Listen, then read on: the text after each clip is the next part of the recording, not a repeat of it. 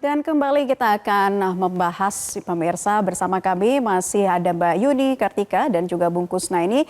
Tadi Mbak Yuni sudah membahas sedikit mengenai head to head ya dari tim Thomas. Saya ingin ke Bung Kus, bagaimana nih kalau Bung Kus melihat taktik strategi di lapangannya seperti apa dan juga head to head keduanya Bung Kus?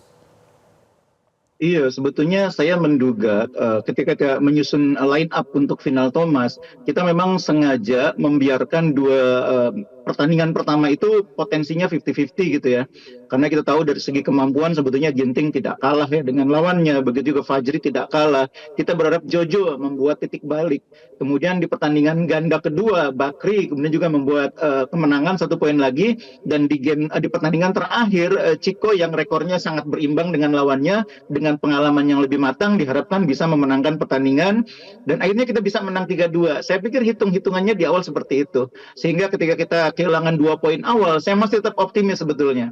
Tetap optimis kita bisa membalikan melalui Jojo, kemudian merebut pertandingan keempat dan akhirnya menang di pertandingan kelima.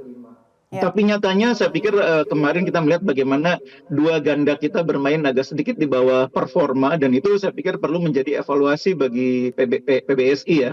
Bagaimana kita memperbaiki mental bertanding terutama di pertandingan bergu ya.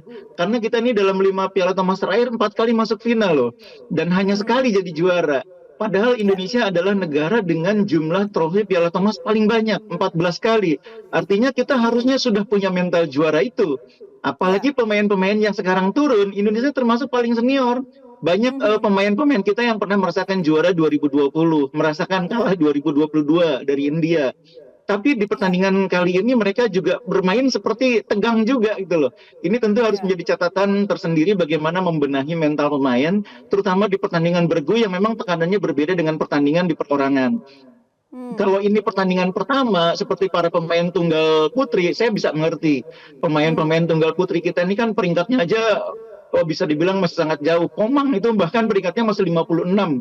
Jadi tunggal putri kita dari 3 orang itu hanya Grego yang peringkatnya 10 besar dunia. Yang lain Esther 38, Komang 56.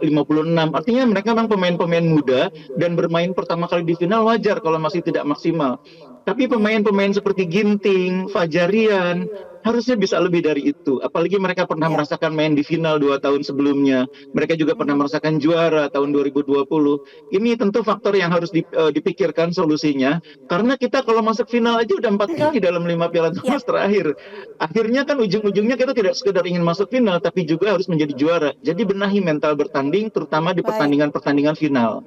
Baik, tadi catatannya Indonesia ada 14 piala ya. Kemudian di bawahnya ada Tiongkok 11 dan Malaysia 5 ya, bungkus ya. Jelajahi cara baru mendapatkan informasi. Download Metro TV Extend sekarang.